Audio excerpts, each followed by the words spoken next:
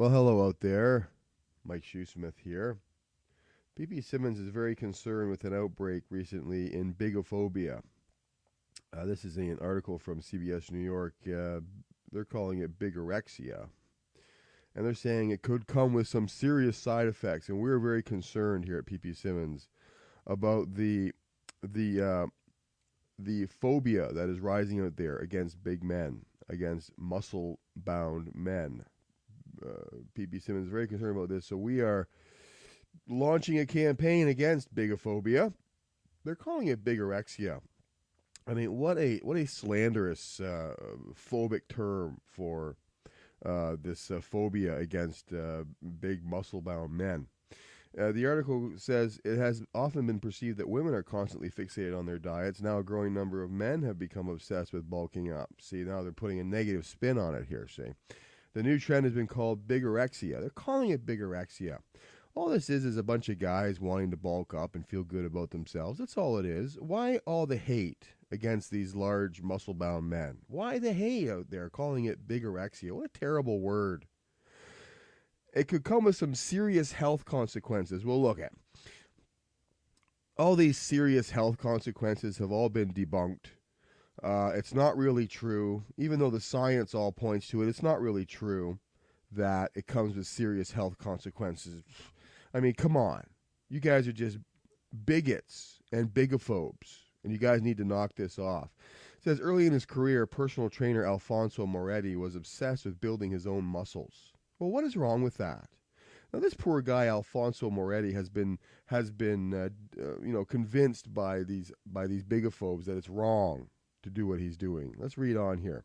It takes over your life, he said. Every decision you make becomes the workout and how your body looks. I used to track and weigh every single ounce of food that went in my body. I used to wake up at 3 in the morning to drink protein shakes. I never missed a workout ever, ever, ever, he said. So essentially this had become his lifestyle, right? This was his lifestyle. And people have now convinced him that it's wrong.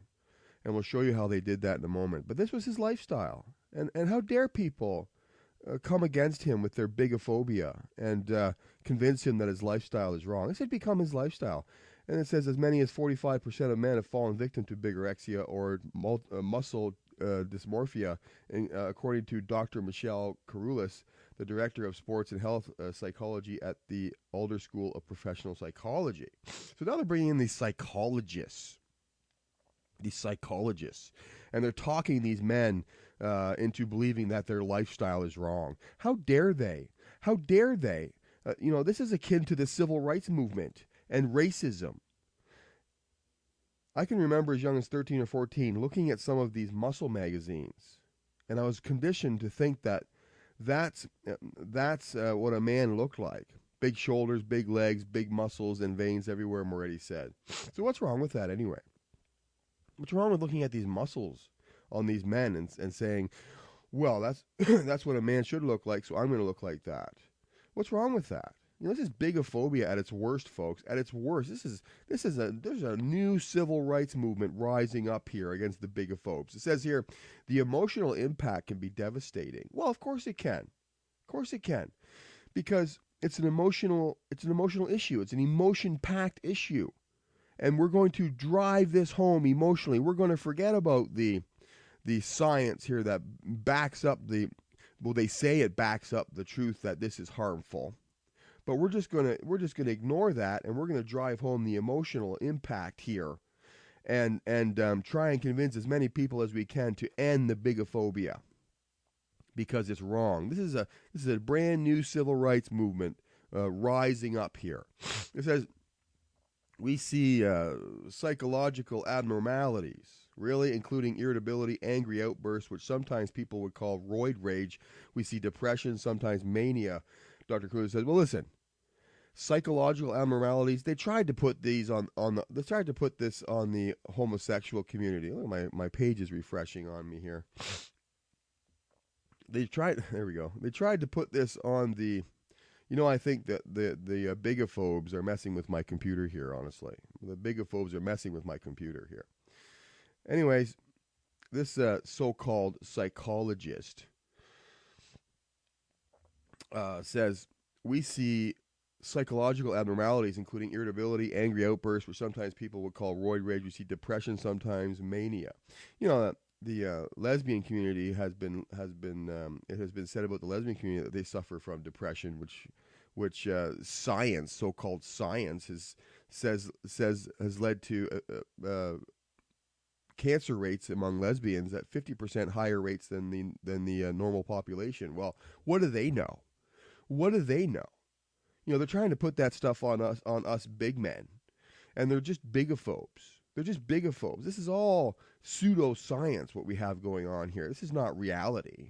In the big man community, we should be just left alone. You know, this is an outrage. The excessive exercising could put men at higher risk for physical injury too. You know, this is all hype and nonsense. You know, the scientists have been saying for decades that the sexual activity in the gay male community it puts them at higher risk for physical injury. But that's just nonsense. That's just nonsense. The scientists can't be right about that. They just can't be, because that would make them homophobes.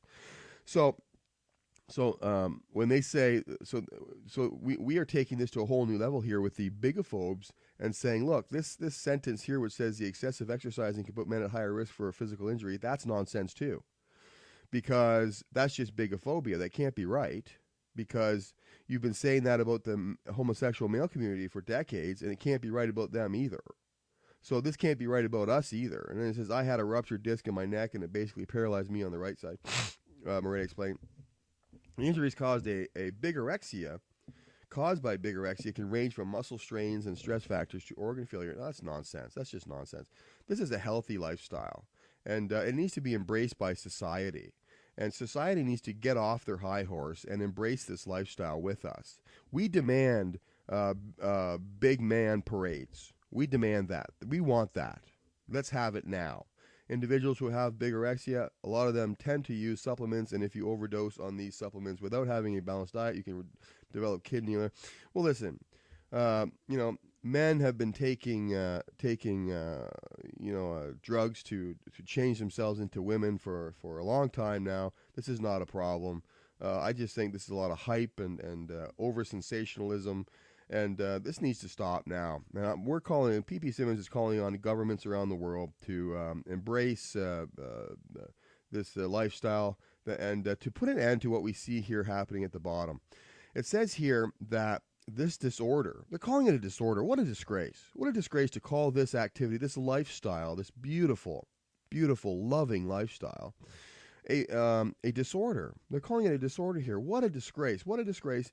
This disorder is treatable with behavior therapy. Are you kidding me? Are you kidding me? They're saying that we need behavior therapy. If there's any behavior therapy clinics in California to treat this, what they're calling a disorder, we're going to come after you and we're going to shut you down. We're going to shut you down. How dare you think that you can treat this loving lifestyle with behavior therapy? Are you kidding me? PP Simmons is calling for an end to this bigophobia right now, and we want you to join us in this effort to end bigophobia. My name is Mike Shoesmith. Thank you for watching.